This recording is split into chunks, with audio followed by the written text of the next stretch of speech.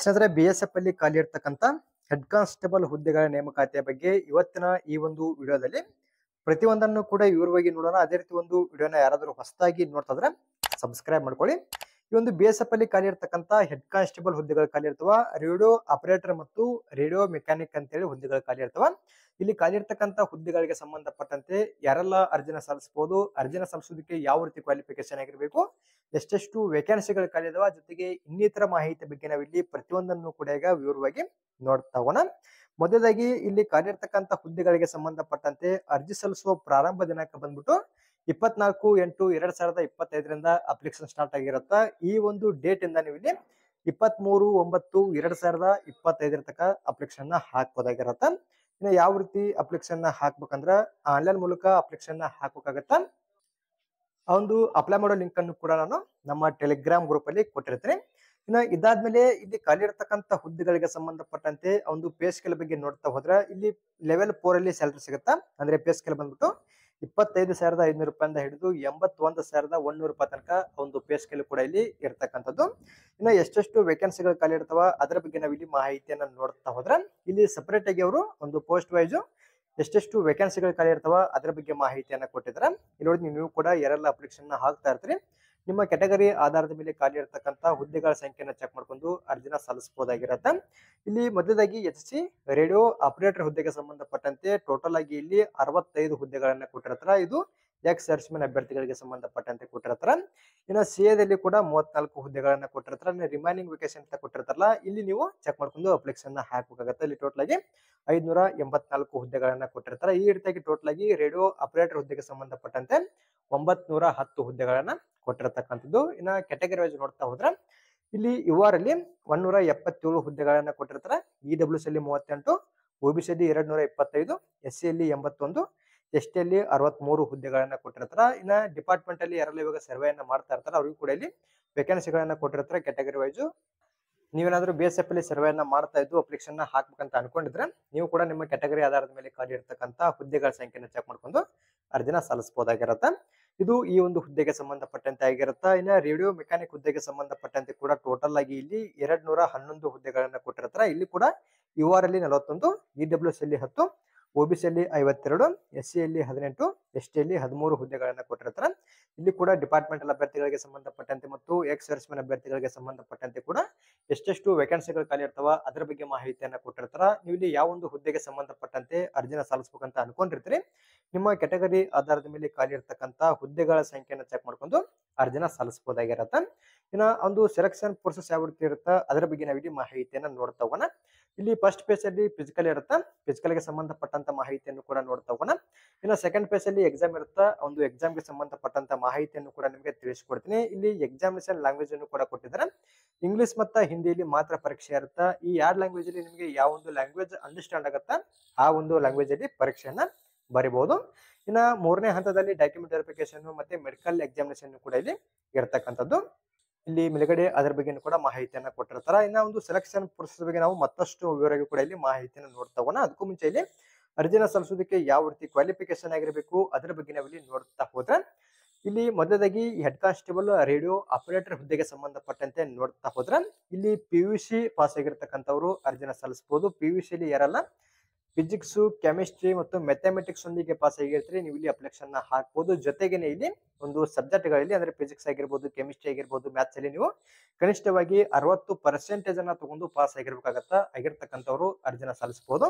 ಇನ್ನು ಈ ಒಂದು ಕ್ವಾಲಿಫಿಕೇಶನ್ ನಿಮ್ದು ಅಗತ್ಯದಲ್ಲಿ ITI ದಲ್ಲೂ ಕೂಡ ನೀವೇನಾದ್ರು ಇಲ್ಲಿ ಕೆಳಗಡೆ ಕೊಟ್ಟಿರತಕ್ಕಂತ ಟ್ರೇಡ್ ಗಳನ್ನ ತಗೊಂಡು ಪಾಸ್ ಆಗಿದ್ರೆ ನೀವು ಕೂಡ ಇಲ್ಲಿ ಅಪ್ಲಿಕೇಶನ್ ಹಾಕಬಹುದಾಗಿರುತ್ತೆ. ಇಲ್ಲಿ ಯಾವ ಒಂದು ಟ್ರೇಡ್ ಗಳನ್ನ ಕೊಟ್ಟಿದ್ದಾರೆ ಅಂದ್ರೆ ರೇಡಿಯೋ ಅಂಡ್ ಟೆಲಿವಿಷನ್ ಅಂತ ಕೊಟ್ಟಿರ್ತಾರೆ. ನಿಮ್ದು ಐಟದಲ್ಲಿ ಈ ಒಂದು ಟ್ರೇಡ್ ಆಗಿದ್ರು ಕೂಡ ಅಪ್ಲಿಕೇಶನ್ ಹಾಕಬಹುದು. ಆಗದೇದಲ್ಲಿ ಎಲೆಕ್ಟ್ರಾನಿಕ್ಸ್ ಎಂಜಿನಿಯರಿಂಗ್ ಅಂತ ಕೊಟ್ಟಿರ್ತಾರೆ. ಈ ಒಂದು ಟ್ರೇಡ್ ಆಗಿದ್ರು ಕೂಡ ಅಪ್ಲಿಕೇಶನ್ ಹಾಕಬಹುದು. ಇದು ಕೂಡ ಆಗದಲ್ಲಿ ಕೋಪಾ ಇರುತ್ತೆ ಅಥವಾ data preparation and computer software ಇರುತ್ತೆ. ಅಥವಾ ಇದು ಕೂಡ ಆಗದಲ್ಲಿ ಜನರಲ್ ಎಲೆಕ್ಟ್ರಾನಿಕ್ಸ್ ಇಂಜಿನಿಯರಿಂಗ್ ಅಂತ ಕೊಟ್ಟಿರ್ತಾರೆ. ಇದು ಕೂಡ ಆಗದಲ್ಲಿ ಡಾಟಾ ಎಂಟ್ರಿ ಆಪರೇಟರ್ ಅಂತ ಕೊಟ್ಟಿರ್ತಾರೆ. ಒಟ್ಟಿನಲ್ಲಿ ನಿಮ್ದೇನಾದ್ರು ITI ದಲ್ಲಿ ಇಲ್ಲಿ ಕೆಳಗಡೆ ಕೊಟ್ಟಿರತಕ್ಕಂತ ಟ್ರೇಡ್ ಗಳಲ್ಲಿ ಯಾವುದಾದ್ರೂ ಒಂದು ಟ್ರೇಡ್ ಆಗಿದ್ರು ಕೂಡ ನೀವು ಈ ಒಂದು ಹುದ್ದೆಗೆ ಸಂಬಂಧಪಟ್ಟಂತೆ ಅರ್ಜಿನ ಸಲ್ಲಿಸಬಹುದು. ಇನ್ನು ನಿಮ್ದು PUC ಆಗಿದ್ರು ಕೂಡ ಯಾವ ಒಂದು ಕ್ವಾಲಿಫಿಕೇಶನ್ ಅಂದ್ರೆ ಅದರಲ್ಲಿ ಯಾವ ಒಂದು ಸಬ್ಜೆಕ್ಟ್ ಗಳು ಇರಬೇಕು, ಎಷ್ಟು ಪರ್ಸೆಂಟೇಜ್ ಒಂದಿಗೆ ಪಾಸ್ ಆಗಿರ್ಬೇಕು ಅದರ ಬಗ್ಗೆ ನಿಮಗೆ ಮಾಹಿತಿಯಲ್ಲಿ ತಿಳಿಸಿಕೊಟ್ಟಿದ್ದೀನಿ. ನೀವು ಕೂಡ ಚೆಕ್ ಮಾಡ್ಕೊಂಡು ಅಪ್ಲಿಕೇಶನ್ ಹಾಕಬಹುದಾಗಿರುತ್ತೆ. ಇನ್ನ ರೇಡಿಯೋ ಮೆಕ್ಯಾನಿಕ್ ಹುದ್ದೆಗೆ ಸಂಬಂಧಪಟ್ಟಂತೆ ಕೂಡ ಇಲ್ಲಿ PUC ಪಾಸ್ ಆಗಿರತಕ್ಕಂಥವ್ರು ಅರ್ಜಿನ ಸಲ್ಲಿಸಬಹುದು. ಇಲ್ಲಿ ಕೂಡ ಸೇಮ್ ಇದೇ ರೀತಿಯಾಗಿ ಫಿಸಿಕ್ಸ್, ಕೆಮಿಸ್ಟ್ರಿ ಮತ್ತು ಮ್ಯಾಥಮೆಟಿಕ್ಸ್ ಅಲ್ಲಿ ನೀವು 60% ಒಂದಿಗೆ ಪಾಸ್ ಆಗಿದ್ರೆ ಸಾಕು ಅಪ್ಲಿಕೇಶನ್ ಹಾಕಬಹುದು. ಇನ್ನ ಈ ಒಂದು ಕ್ವಾಲಿಫಿಕೇಶನ್ ಆಗದಲ್ಲಿ ITI ಪಾಸ್ ಆಗಿರತಕ್ಕಂಥವ್ರು ಕೂಡ ಅಪ್ಲಿಕೇಶನ್ ಹಾಕಬಹುದು. ಇಂಡಿಯಾದಲ್ಲಿ ಯಾವ ಒಂದು ಟ್ರೇಡ್ ಗಳನ್ನ ತಗೊಂಡು ಪಾಸ್ ಆಗಿರತಕ್ಕಂಥವ್ರು ಅರ್ಜಿನ ಸಲ್ಲಿಸಬಹುದು ಅಂದ್ರೆ ಕರೆಕ್ಟ್ ಆಗಿ ಚೆಕ್ ಮಾಡ್ಕೊಳ್ಳಿ. ರೇಡಿಯೋ ಅಂಡ್ ಟೆಲಿವಿಷನ್ ಇರುತ್ತಾ, ಅಥವಾ ಜನರಲ್ ಎಲೆಕ್ಟ್ರಾನಿಕ್ಸ್, ಅಥವಾ computer operator and programming assistant ಅಂದ್ರೆ ಕೋಪಾನು ಕೂಡ ಇರುತ್ತೆ, ಅಥವಾ data preparation and computer software ಇರುತ್ತೆ, ಅಥವಾ ಎಲೆಕ್ಟ್ರಿಷಿಯನ್, ಅಥವಾ ಪಿಟ್ಟರು, ಅಥವಾ ಇನ್ಫಾರ್ಮೇಶನ್ ಟೆಕ್ನಾಲಜಿ ಮತ್ತು ಎಲೆಕ್ಟ್ರಾನಿಕ್ ಸಿಸ್ಟಮ್ ಅಂತ ಕೊಟ್ಟಿರ್ತಾರೆ. ಇನ್ನು ಅದಾದ್ಮೇಲೆ ಇದು ಆಗದಿದ್ದಲ್ಲಿ ಕೂಡ ಕಮ್ಯುನಿಕೇಶನ್ ಎಕ್ವಿಪ್ಮೆಂಟ್ ಅಂತ ಕೊಟ್ಟಿರ್ತಾರೆ. ಈ ಒಂದು ಟ್ರೇಡ್ ಆಗಿದ್ದು ಕೂಡ ಅಪ್ಲಿಕೇಶನ್ ಹಾಕಬಹುದು.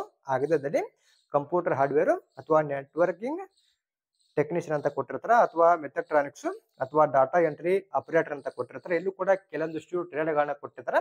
ನಿಮ್ದೇನಾದ್ರು ಐಟಿಐದಲ್ಲಿ ಇಲ್ಲಿ ಕೊಟ್ಟಿರ್ತಕ್ಕಂಥ ಟ್ರೇಡ್ಗಳಲ್ಲಿ ಯಾವ್ದಾದ್ರು ಒಂದು ಟ್ರೇಡ್ ಆಗಿದ್ರು ಕೂಡ ನೀವು ಇಲ್ಲಿ ಅಪ್ಲಿಕೇಶನ್ ಹಾಕಬಹುದಾಗಿರುತ್ತೆ. ಕರೆಕ್ಟ್ ಆಗಿ ಕ್ವಾಲಿಫಿಕೇಶನ್ ಬಗ್ಗೆ ಚೆಕ್ ಮಾಡ್ಕೊಳ್ಳಿ. ಇನ್ನು ವಯೋಮಿತಿ ಬಗ್ಗೆ ನೋಡ್ತಾ ಹೋದ್ರೆ ಇಲ್ಲಿ ಕನಿಷ್ಠವಾಗಿ 18 ವರ್ಷ ಬೇಕಾಗತ್ತಾ, ಇನ್ನು ಗರಿಷ್ಠವಾಗಿ 25 ವರ್ಷದ ಒಳಗಡೆ ಇರತಕ್ಕಂಥವ್ರು ಅಪ್ಲಿಕೇಶನ್ ಹಾಕಬಹುದು. ಇದಲ್ಲದೆ ಸಪರೇಟ್ ಆಗಿ SC ಮತ್ತು ST ಅವರಿಗೆ ಸಂಬಂಧಪಟ್ಟಂತೆ 5 ವರ್ಷದ ತನಕ ನಿಮಗೆ ವಯೋಮಿತಿ ಸಲ್ಲಿಕೆಯನ್ನು ಕೊಡ್ತಾರೆ. ಇನ್ನು OBC ಅವರಿಗೆ ಸಂಬಂಧಪಟ್ಟಂತೆ ಕೂಡ 3 ವರ್ಷಗಳ ಕಾಲ ಒಂದು ವಯೋಮಿತಿ ಸಲ್ಲಿಕೆಯನ್ನು ಕೂಡ ಸಿಗ್ತಕ್ಕಂಥದ್ದು. ಇಲ್ಲಿ OBC ಅಭ್ಯರ್ಥಿಗಳಿಗೆ ಸಂಬಂಧಪಟ್ಟಂತೆ ಇಲ್ಲಿ 28 ವರ್ಷದ ಒಳಗಡೆ ಇರತಕ್ಕಂಥ ಅಪ್ಲಿಕೇಶನ್ ಹಾಕಬಹುದು. ಇನ್ನು SC ಮತ್ತು ST ಅವರು ಬಂದ್ಬಿಟ್ಟು 30 ವರ್ಷದ ಒಳಗಡೆ ಇರತಕ್ಕಂಥವ್ರು ಇಲ್ಲಿ ಅಪ್ಲಿಕೇಶನ್ ಹಾಕಬಹುದಾಗಿರುತ್ತೆ. ಕರೆಕ್ಟ್ ಆಗಿ ವಯೋಮಿತಿ ಬಗ್ಗೆ ಕೂಡ ನೀವು ಚೆಕ್ ಮಾಡ್ಕೋಬಹುದು. ಇವಾಗ ಒಂದು ಫಿಸಿಕಲ್ ಗೆ ಸಂಬಂಧಪಟ್ಟಂತ ಮಾಹಿತಿಯನ್ನು ಕೂಡ ನಾವಿಲ್ಲಿ ನೋಡ್ತಾ ಹೋಗೋಣ. ಇಲ್ಲಿ ಪುರುಷ ಅಭ್ಯರ್ಥಿಗಳಿಗೆ ಸಂಬಂಧಪಟ್ಟಂತೆ 168 ಸೆಂಟಿಮೀಟರ್ ಹೈಟ್ ಕೂಡ ಬೇಕಾಗತ್ತೆ. ಇನ್ನ ಮಹಿಳಾ ಅಭ್ಯರ್ಥಿಗಳಿಗೆ ಸಂಬಂಧಪಟ್ಟಂತೆ ಕೂಡ 157 ಸೆಂಟಿಮೀಟರ್ ಹೈಟ್ ಕೂಡ ಇಲ್ಲಿ ಬೇಕಾಗತಕ್ಕಂಥದ್ದು. ಇನ್ನ ಇದಾದ್ಮೇಲೆ ಇಲ್ಲಿ ಕೆಲವೊಂದಿಷ್ಟು ಏರಿಯಾ ಅಥವಾ ಒಂದು ಕೆಲವೊಂದಿಷ್ಟು ಪ್ರದೇಶಗಳನ್ನ ಕೊಟ್ಟಿರ್ತಾರೆ. ಇಲ್ಲಿ ಕೊಟ್ಟಿರ್ತಕ್ಕಂಥ ಪ್ರದೇಶ ಅಥವಾ ನೀವೇನಾದ್ರೂ ಏರಿಯಾದಲ್ಲಿ ವಾಸಿಸ್ತಾ ಇದ್ರೆ ನಿಮ್ಗೆ ಇಲ್ಲಿ 155 ಸೆಂಟಿಮೀಟರ್ ಹೈಟ್ ಬೇಕು ಮಹಿಳಾ ಅಭ್ಯರ್ಥಿಗಳಿಗೆ ಸಂಬಂಧಪಟ್ಟಂತೆ. ಅಥವಾ ನೀವೇನಾದ್ರೂ ಟ್ರೈಬಲ್ಸ್ ಅಥವಾ ಆದಿವಾಸಿ ಇನ್ಕ್ಲೂಡಿಂಗ್ ಮಿಜೋರಾಂ ಅಂಡ್ ನಾಗಾಸ್ ಅಂತ ಕೊಟ್ಟಿರ್ತಾರಲ್ಲ, ಇಲ್ಲಿ ಇವರಿಗೆ 154 ಸೆಂಟಿಮೀಟರ್ ಹೈಟ್ ಕೂಡ ಬೇಕಾಗತ್ತ. ಇನ್ನ ಇದಾದ್ಮೇಲೆ ಇಲ್ಲಿ ಪುರುಷ ಅಭ್ಯರ್ಥಿಗಳಿಗೆ ಸಂಬಂಧಪಟ್ಟಂತೆ ನೋಡ್ತಾ ಹೋದ್ರೆ ಇಲ್ಲೂ ಕೂಡ ಒಂದು ಸ್ಟೇಟ್ ಅಥವಾ ಒಂದು ಏರಿಯಾ ವೈಸ್ ಎಷ್ಟೆಷ್ಟು ಒಂದು ಹೈಟ್ ರಿಲ್ಯಾಕ್ಸೇಷನ್ ಸಿಗುತ್ತೆ ಅದ್ರ ಬಗ್ಗೆ ಕೂಡ ಮಾಹಿತಿಯನ್ನ ಕೊಟ್ಟಿರ್ತಾರ. ಇಲ್ಲಿ 3 ಸೆಂಟಿಮೀಟರ್ ಹೈಟ್ ರಿಲ್ಯಾಕ್ಸೇಷನ್ ಇರುತ್ತೆ ಇಲ್ಲಿ ಕೊಟ್ಟಿರ್ತಕ್ಕಂಥ ಅಭ್ಯರ್ಥಿಗಳಿಗೆ ಸಂಬಂಧಪಟ್ಟಂತೆ. ಜೊತೆಗೆ ಇಲ್ಲಿ ಕೂಡ 5.5 ಸೆಂಟಿಮೀಟರ್ ರಿಲ್ಯಾಕ್ಸೇಷನ್ ಕೂಡ ಕೊಟ್ಟಿರ್ತಾರೆ. ಇಲ್ಲಿ ಕೂಡ ಆದಿವಾಸಿ ಅಥವಾ ಟ್ರೈಬಲ್ಸ್ ಇನ್ಕ್ಲೂಡಿಂಗ್ ಮಿಜೋಸ್ ಅಥವಾ ನಾಗಾಸ್ ಅಂತ ಕೊಟ್ಟಿರ್ತಾರಲ್ಲ, ಒಟ್ಟಿನಲ್ಲಿ ಇಲ್ಲಿ ಕೊಟ್ಟಿರ್ತಕ್ಕಂಥ ಈ ಒಂದು ಅಭ್ಯರ್ಥಿಗಳಿಗೆ ಸಂಬಂಧಪಟ್ಟಂತೆ ಕೂಡ ಇಲ್ಲಿ ಹೈಟ್ ರಿಲ್ಯಾಕ್ಸೇಷನ್ ಸಿಗತಕ್ಕಂಥದ್ದು. ನೀವು ಕೂಡ ಚೆಕ್ ಮಾಡ್ಕೊಳ್ಳಿ. ನಿಮ್ದೇನಾದ್ರು ಹೈಟ್ ಬಂದ್ರೆ ನೀವು ಕೂಡ ಇಲ್ಲಿ ಅಪ್ಲಿಕೇಶನ್ ಹಾಕಬಹುದಾಗಿರುತ್ತೆ. ಇನ್ನು ಚೆಸ್ಟ್ ಬಗ್ಗೆ ನೋಡ್ತಾ ಹೋದ್ರೆ ಇಲ್ಲಿ ಪುರುಷ ಅಭ್ಯರ್ಥಿಗಳಿಗೆ ಸಂಬಂಧಪಟ್ಟಂತೆ ನೋಡಿದ್ವಿ ಇಲ್ಲಿ ಕನಿಷ್ಠವಾಗಿ 80 ಸೆಂಟಿಮೀಟರ್ ಬೇಕಾಗತ್ತ. ಇನ್ನ 80ರಿಂದ 85 ತನಕ ನಿಮ್ದು ಚೆಸ್ಟ್ ಕೂಡ ಬೇಕಾಗತಕ್ಕಂಥದ್ದು. ಇದು ಫಿಸಿಕಲ್ ಸ್ಟ್ಯಾಂಡರ್ಡ್ ಟೆಸ್ಟ್ ಆಗಿರುತ್ತೆ. ಕರೆಕ್ಟ್ ಆಗಿ ಚೆಕ್ ಮಾಡ್ಕೊಳ್ಳಿ. ಇನ್ನ ಇದಾದ್ಮೇಲೆ ಇಲ್ಲಿ ಒಂದು ಎಕ್ಸಾಮ್ಗೆ ಸಂಬಂಧಪಟ್ಟಂತೆ ಮಾಹಿತಿಯನ್ನು ಕೂಡ ಕೊಟ್ಟಿರ್ತಾರೆ. ಜೊತೆಗೆ ರನ್ನಿಂಗ್ ಬಗ್ಗೆನೂ ಕೂಡ ಕೊಟ್ಟಿದ್ದಾರೆ. ಅದರ ಬಗ್ಗೆ ನಾನು ನಿಮಗೆ ಇಲ್ಲಿ ಮಾಹಿತಿನ ತಿಳಿಸ್ಕೊಡ್ತಾ ಹೋಗ್ತೀನಿ. ಇಲ್ಲಿ ಮೊದಲಾಗಿ ಫಿಸಿಕಲ್ ಇರುತ್ತೆ. ನಿಮಗೆ ಒಂದು ಫಿಸಿಕಲ್ ಸ್ಟ್ಯಾಂಡರ್ಡ್ ಟೆಸ್ಟ್ ಬಗ್ಗೆ ತಿಳಿಸ್ಕೊಟ್ಟಿದ್ದೀನಿ. ಇವಾಗ ಫಿಸಿಕಲ್ ಎಂಟ್ರೆನ್ಸ್ ಟೆಸ್ಟ್ ಬಗ್ಗೆ ನೋಡ್ತಾ ಹೋಗೋಣ. ಇಲ್ಲಿ ಫಿಸಿಕಲ್ ಸ್ಟ್ಯಾಂಡರ್ಡ್ ಕೂಡ ಕೊಟ್ಟಿರ್ತಾರೆ. ಅದರ ಬಗ್ಗೆ ನಾವಿಲ್ಲಿ ನೋಡ್ತಾ ಹೋದ್ರೆ ಇಲ್ಲಿ ಹೈಟ್, ಚೆಸ್ಟ್ ಮತ್ತು ವೇಟ್ ಅಂತ ಕೊಟ್ಟಿದಾರಲ್ಲ, ನಿಮ್ಗೆ ಅದ್ರ ಬಗ್ಗೆ ನಾನು ಮೇಲ್ಗಡೆ ಮಾಹಿತಿನ ತಿಳಿಸ್ಕೊಟ್ಟಿದ್ದೀನಿ. ಇನ್ನ ಇದಾದ್ಮೇಲೆ ಇಲ್ಲಿ ಮಹಿಳಾ ಅಭ್ಯರ್ಥಿಗಳಿಗೆ ಸಂಬಂಧಪಟ್ಟಂತೆ ಕೂಡ ತಿಳಿಸ್ಕೊಟ್ಟಿದ್ದೀನಿ. ಇನ್ನ ಇಲ್ಲಿ ಕೆಳಗಡೆ ಅವರು ಫಿಸಿಕಲ್ ಎಫಿಷಿಯನ್ಸಿ ಚಾರ್ಟ್ ಅಂತ ಕೊಟ್ಟಿರ್ತಾರಲ್ಲ, ಇಲ್ಲಿ ಇವರಿಗೆ ಒಂದು ರನ್ನಿಂಗ್ ಬಂದ್ಬಿಟ್ಟು ಪುರುಷ ಅಭ್ಯರ್ಥಿಗಳಿಗೆ ಸಂಬಂಧಪಟ್ಟಂತೆ 1.6 ಕಿಲೋಮೀಟರ್ ರನ್ನಿಂಗ್ ಇರುತ್ತೆ. ಈ ಒಂದು ರನ್ನಿಂಗ್ ಅನ್ನ ಇಲ್ಲಿ ಇವರು 6.5 ನಿಮಿಷಗಳಲ್ಲಿ ಕಂಪ್ಲೀಟ್ ಮಾಡ್ಬೇಕಾಗತ್ತ. ಇನ್ನ ಲಾಂಗ್ ಜಂಪ್ ಕೂಡ ಇರುತ್ತೆ 11 ಫೂಟ್. ಇದನ್ನ 3 ಚಾನ್ಸ್ ಅಲ್ಲಿ ಕಂಪ್ಲೀಟ್ ಮಾಡ್ಕೋಬೇಕು. ಇನ್ನ ಹೈ ಜಂಪ್ ಇರುತ್ತೆ. ಇನ್ನು ಇದನ್ನು ಕೂಡ 3.5 ಫೀಟ್ ಇರುತ್ತೆ. ಇದು ಕೂಡ 3 ಚಾನ್ಸ್ ಅಲ್ಲಿ ನೀವು ಕಂಪ್ಲೀಟ್ ಮಾಡ್ಬೇಕಾಗತ್ತ. ಲಾಂಗ್ ಜಂಪ್ ಮತ್ತು ಹೈ ಜಂಪ್ ಎರಡು ಕೂಡ ಇರುತ್ತೆ. ಇನ್ನು ಮಹಿಳಾ ಅಭ್ಯರ್ಥಿಗಳಿಗೆ ಸಂಬಂಧಪಟ್ಟಂತೆ ಕೂಡ 800 ಮೀಟರ್ ರನ್ನಿಂಗ್ ಇರುತ್ತೆ. ಇವರು 4 ನಿಮಿಷದಲ್ಲಿ ಕಂಪ್ಲೀಟ್ ಮಾಡಬೇಕು. ಇನ್ನ 9 ಫೀಟ್ ಲಾಂಗ್ ಜಂಪ್ ಇರುತ್ತೆ. ಅದೇ ರೀತಿ 3 ಫೀಟ್ ಹೈ ಜಂಪ್ ಕೂಡ ಇಲ್ಲಿ ಇರತಕ್ಕಂಥದ್ದು. ಈ ರೀತಿಯಾಗಿ ಅವರು ಫಿಸಿಕಲ್ ಒಂದು ಎಫಿಷಿಯನ್ಸಿ ಟೆಸ್ಟ್ ಬಗ್ಗೆ ಕೂಡ ಮಾಹಿತಿಯನ್ನ ಕೊಟ್ಟಿದ್ದಾರೆ. ಇನ್ನು ಎಕ್ಸಾಮ್ಗೆ ಸಂಬಂಧಪಟ್ಟಂತ ಮಾಹಿತಿಯನ್ನು ಕೂಡ ನೋಡ್ತಾ ಹೋಗೋಣ. ಇಲ್ಲಿ ಸಪರೇಟ್ ಆಗಿ ಅವರು ಒಂದು ಸಿಲೆಬಸ್ಗೆ ಸಂಬಂಧಪಟ್ಟಂತ ಮಾಹಿತಿಯನ್ನ ಕೊಟ್ಟಿರ್ತಾರ. ಈ ಒಂದು ಪರೀಕ್ಷೆಯನ್ನು ಬರೆಯೋದಕ್ಕೆ ಕಾಲಾವಕಾಶ ಬಂದ್ಬಿಟ್ಟು 2 ಗಂಟೆ ನಿಮಗೆ ಕಾಲಾವಕಾಶವನ್ನ ಕೊಟ್ಟಿರ್ತಾರ. ಟೋಟಲ್ ಆಗಿ 200 ಮಾರ್ಕ್ಸ್ಗೆ ನೀವು ಇಲ್ಲಿ ಎಕ್ಸಾಮ್ ಅನ್ನ ಬರೀಬೇಕಾಗತ್ತ. 100 ಕ್ವಶನ್ಸ್ ಇರ್ತಾವ. 200 ಮಾರ್ಕ್ಸ್ಗೆ ಎಕ್ಸಾಮ್ ಅನ್ನ ಬರೀಬೇಕಾಗತ್ತ. ಇನ್ನು ಯಾವ ಒಂದು ಸಿಲೆಬಸ್ ಬರುತ್ತಾ ಅದ್ರ ಬಗ್ಗೆ ಕೂಡ ಮಾಹಿತಿಯನ್ನ ಕೊಟ್ಟಿದ್ದಾರೆ. ಇವ್ರದ್ದು physics, mathematics, chemistry, English and GK ಅಂತ ಕೊಟ್ಟಿರ್ತಾರ. ಇದ್ರ ಬಗ್ಗೆ ನೀವು ಇಲ್ಲಿ ಚೆಕ್ ಮಾಡ್ಕೋಬೇಕಾಗತ್ತ. ಇದು ಯಾವ ಒಂದು ಹುದ್ದೆಗೆ ಸಂಬಂಧ ಕೊಟ್ಟಿದ್ದಾರೆ ಅಂದ್ರೆ ಇದು ಕೂಡ 2 ಹುದ್ದೆಗೆ ಸಂಬಂಧಪಟ್ಟಂತೆ ಒಂದು ಸಿಲೆಬಸ್ ಅನ್ನ ಕೊಟ್ಟಿರ್ತಾರೆ. ಇನ್ನು ಎಕ್ಸಾಮ್ಸ್ ಲ್ಯಾಂಗ್ವೇಜ್ ಬಂದ್ಬಿಟ್ಟು ಇಂಗ್ಲಿಷ್ ಮತ್ತೆ ಹಿಂದಿಯಲ್ಲಿ ಮಾತ್ರ ಇರುತ್ತೆ. ಅದ್ರ ಬಗ್ಗೆ ನಿಮಗೆ ಇದಕ್ಕೂ ಮುಂಚೆ ಕೂಡ ನಾನು ಮಾಹಿತಿನ ತಿಳಿಸಿಕೊಟ್ಟಿದ್ದೀನಿ. ಇನ್ನು ನೆಗೆಟಿವ್ ಮಾರ್ಕ್ಸ್ ಕೂಡ ಇರುತ್ತಾ. ಇಲ್ಲಿ ನೋಡಿ ನೀವು ನಿಮ್ದು ಏನಾದ್ರು ಒಂದು ತಪ್ಪಾದಲ್ಲಿ 0.25 ಮಾರ್ಕ್ಸ್ ಕಟ್ ಆಗುತ್ತಾ. ಟೋಟಲ್ ಆಗಿ 4 ತಪ್ಪಾದಲ್ಲಿ ಒಂದು ಸರಿಯಾಗಿರ್ತಕ್ಕಂಥ ಮಾರ್ಕ್ಸ್ ಅನ್ನು ಕೂಡ ಇಲ್ಲಿ ಕಟ್ ಮಾಡ್ತಕ್ಕಂಥದ್ದು. ಇನ್ನ ಈ ಒಂದು ಎಕ್ಸಾಮ್ ಅಲ್ಲಿ ಕ್ವಾಲಿಫೈಡ್ ಆದ್ಮೇಲೆ ಮತ್ತೆ 3ನೇ ಹಂತದಲ್ಲಿ ಡಾಕ್ಯುಮೆಂಟ್ ವೆರಿಫಿಕೇಶನ್ ಮತ್ತು ಮೆಡಿಕಲ್ ಎಕ್ಸಾಮಿನೇಷನ್ ಕೂಡ ಇರ್ತಕ್ಕಂಥದ್ದು. ಇನ್ನ ಮೆಡಿಕಲ್ ಗೆ ಸಂಬಂಧಪಟ್ಟಂತೆ ಆಗಿರ್ಬೋದು ಮತ್ತೆ ಒಂದು ಡಾಕ್ಯುಮೆಂಟ್ ವೆರಿಫಿಕೇಶನ್ ಇದ್ದಾಗ ಯಾವ ಒಂದು ಡಾಕ್ಯುಮೆಂಟ್ ಗಳು ಬೇಕಾಗವ ಅದ್ರ ಬಗ್ಗೆ ಕೂಡ ಮಾಹಿತಿಯನ್ನ ಕೊಟ್ಟಿದ್ರೆ ಇಲ್ಲಿ ಯಾವ ಒಂದು ಡಾಕ್ಯುಮೆಂಟ್ ಗಳು ಬೇಕಾಗವ ಇವಾಗಲೇ ನೀವು ಡಾಕ್ಯುಮೆಂಟ್ ಗಳನ್ನ ರೆಡಿ ಮಾಡ್ಕೊಂಡು ಅಪ್ಲಿಕೇಶನ್ ಹಾಕ್ಬೇಕಾಗತ್ತ. ಇಷ್ಟು ಒಂದು ಹುದ್ದೆಗಳಿಗೆ ಸಂಬಂಧಪಟ್ಟಂತ ಮಾಹಿತಿ ಆಗಿರತ್ತ. ಯಾರೆಲ್ಲ ಇಲ್ಲಿ ಖಾಲಿ ಇರ್ತಕ್ಕಂಥ ಹುದ್ದೆಗಳಿಗೆ ಸಂಬಂಧಪಟ್ಟಂತೆ ಅರ್ಜಿನ ಸಲ್ಲಿಸಬೇಕಂತ ಅನ್ಕೊಂಡಿರ್ತೀರಿ, ನಾನು ಇದುವರೆಗೆ ಹೇಳಿರ್ತಕ್ಕಂಥ ಮಾಹಿತಿಗಳನ್ನ ಚೆಕ್ ಮಾಡ್ಕೊಂಡು ಅಪ್ಲಿಕೇಶನ್ ಹಾಕ್ಬೋದು. ಇನ್ನ ಮತ್ತೊಂದು ಮಾಹಿತಿ ಮೇನ್ ಆಗಿ ನೀವೇನಾದ್ರೂ ಇಲ್ಲಿ ಹೆಡ್ ಕಾನ್ಸ್ಟೇಬಲ್ ರೇಡಿಯೋ ಆಪರೇಟರ್ ಹುದ್ದೆಗೆ ಸಂಬಂಧಪಟ್ಟಂತೆ ಏನಾದ್ರು ಅಪ್ಲಿಕೇಶನ್ ಹಾಕಿದ್ರೆ ಇವುಗಳನ್ನ ಕರೆಕ್ಟ್ ಆಗಿ ಚೆಕ್ ಮಾಡ್ಕೊಳ್ಳಿ. ಎಕ್ಸಾಮ್ ಅನ್ನ ಕ್ಲಿಯರ್ ಮಾಡಿದ್ರೆ ಇಲ್ಲಿ ನಿಮಗೆ ಮತ್ತೆ ಡಿಕ್ಟೇಷನ್ ಟೆಸ್ಟ್ ಕೂಡ ಇರುತ್ತೆ. ಇಲ್ಲಿ ನೋಡಿ ನೀವು ಎಷ್ಟೆಷ್ಟು ಮಾರ್ಕ್ಸಿಗೆ ಡಿಕ್ಟೇಷನ್ ಟೆಸ್ಟ್ ಇರ್ತಂತ ಕೂಡ ಮಾಹಿತಿಯನ್ನ ಕೊಟ್ಟಿದ್ದಾರೆ. ಇಲ್ಲಿ ಮಿನಿಮಮ್ 150 ವರ್ಡ್ಸ್ ಗಳನ್ನ ನೀವು ಇಲ್ಲಿ ಡಿಕ್ಟೇಷನ್ ಮಾಡಬೇಕಾಗುತ್ತೆ ಇಂಗ್ಲಿಷ್ ಅಲ್ಲಿ. ಇದಕ್ಕೆ ಸಂಬಂಧಪಟ್ಟಂತೆ 50 ಮಾರ್ಕ್ಸ್ ಅನ್ನ ಕೊಟ್ಟಿರ್ತಾರೆ. ಇನ್ನು ಪ್ಯಾರಾಗ್ರಾಫ್ಸ್ ರೀಡಿಂಗ್ ಕೂಡ ಇರುತ್ತೆ. ಇಲ್ಲಿ ನಿಮಗೆ ಕ್ವಾಲಿಫೈ ಆಗೋದಕ್ಕೆ ಎಷ್ಟೆಷ್ಟು ಪರ್ಸೆಂಟೇಜ್ ಅನ್ನ ತಗೋಬೇಕಂತ ಕೂಡ ಮಾಹಿತಿಯನ್ನ ಕೊಟ್ಟಿದ್ದಾರೆ. ಈ ಒಂದು ಟೆಸ್ಟ್ ಬಂದ್ಬಿಟ್ಟು ಇಲ್ಲಿ ಹೆಡ್ ಕಾನ್ಸ್ಟೇಬಲ್ ರೇಡಿಯೋ ಆಪರೇಟರ್ ಹುದ್ದೆಗೆ ಸಂಬಂಧಪಟ್ಟಂತೆ ಮಾತ್ರ ಇರ್ತಕ್ಕಂಥದ್ದು. ಇಲ್ಲಿ ಡೈರೆಕ್ಟ್ ಆಗಿ ಮೇಲ್ಗಡೆ ಕೂಡ ಪೋಸ್ಟ್ ಅನ್ನ ಕೊಟ್ಟಿರ್ತಾರೆ. ಒಂದು ಪೋಸ್ಟ್ ನ ಚೆಕ್ ಮಾಡ್ಕೊಂಡು ಕೂಡ ನೀವು ಇಲ್ಲಿ ಕ್ಲಾರಿಫಿಕೇಶನ್ ತಗೊಂಡು ಒಂದು ಎಕ್ಸಾಮ್ ಗೆ ಸಂಬಂಧಪಟ್ಟಂತೆ ಕೂಡ ಇಲ್ಲಿ ಪ್ರಿಪೇರ್ ಆಗ್ಬೋದಾಗಿರತ್ತೆ. ಇನ್ನ ಇಲ್ಲಿ ಖಾಲಿ ಇರ್ತಕ್ಕಂಥ ಹುದ್ದೆಗಳಿಗೆ ಅರ್ಜಿ ಸಲ್ಲಿಸುವ ಕೊನೆಯ ದಿನಾಂಕ ಬಂದ್ಬಿಟ್ಟು 23/9/2025 ತನಕ ನಿಮಗೆ ಕಾಲಾವಕಾಶವನ್ನ ಕೊಟ್ಟಿರ್ತಾರೆ. ನಾನು ಕೂಡ ಈ ಒಂದು ಅಪ್ಲೈ ಮಾಡೋ ಲಿಂಕ್ ಅನ್ನ ನಮ್ಮ ಟೆಲಿಗ್ರಾಮ್ ಗ್ರೂಪ್ ಅಲ್ಲಿ ಕೊಟ್ಟಿರ್ತೀನಿ. ಎಲಿಜಿಬಲ್ ಆಗಿರ್ತಕ್ಕಂಥ ಪ್ರತಿಯೊಬ್ಬರು ಕೂಡ ಅರ್ಜಿನ ಸಲ್ಲಿಸಿ. ನಿಮ್ಗೆ ಏನಾದ್ರು ಡೌಟ್ಗಳು ಅಥವಾ ಇನ್ನೂ ಹೆಚ್ಚಿನದಾಗಿರ್ತಕ್ಕಂಥ ಮಾಹಿತಿ ಏನಾದ್ರು ಬೇಕಿದ್ರೆ ಕಮೆಂಟ್ ಮಾಡಿ, ಅದರ ಬಗ್ಗೆ ಕೂಡ ಮತ್ತಷ್ಟು ಮಾಹಿತಿನ ತಿಳಿಸಿಕೊಡ್ತೀನಿ. ಇನ್ನು ಇಲ್ಲಿ ಒಂದು ಅಪ್ಲಿಕೇಶನ್ ಫೀ ಅಥವಾ ಒಂದು ಎಕ್ಸಾಮಿನೇಷನ್ ಫೀ ಬಗ್ಗೆ ಕೂಡ ಮಾಹಿತಿಯನ್ನ ಕೊಟ್ಟಿದ್ದಾರೆ. ಇಲ್ಲಿ ನೋಡಿ ನೀವು ಎಷ್ಟೆಷ್ಟು ಎಕ್ಸಾಮಿನೇಷನ್ ಫೀ ಇದೆ ಅಂದ್ರೆ ಎಕ್ಸಾಮಿನೇಷನ್ ಫೀ ಇರುತ್ತೆ, ಜೊತೆಗೆ ಇಲ್ಲಿ ಸರ್ವಿಸ್ ಚಾರ್ಜ್ ಕೂಡ ಇರುತ್ತೆ. ನೋಡಿ ನೀವು ಟೋಟಲ್ ಆಗಿ 59 ರೂಪಾಯಿ ಸರ್ವಿಸ್ ಚಾರ್ಜ್ ಅನ್ನು ಕೂಡ ನೀವು ಇಲ್ಲಿ ಪೇ ಮಾಡಬೇಕಾಗತ್ತೆ. ಇದು ಒಂದು ಹುದ್ದೆಗಳಿಗೆ ಸಂಬಂಧಪಟ್ಟಂತ ಮಾಹಿತಿ ಆಗಿರುತ್ತೆ.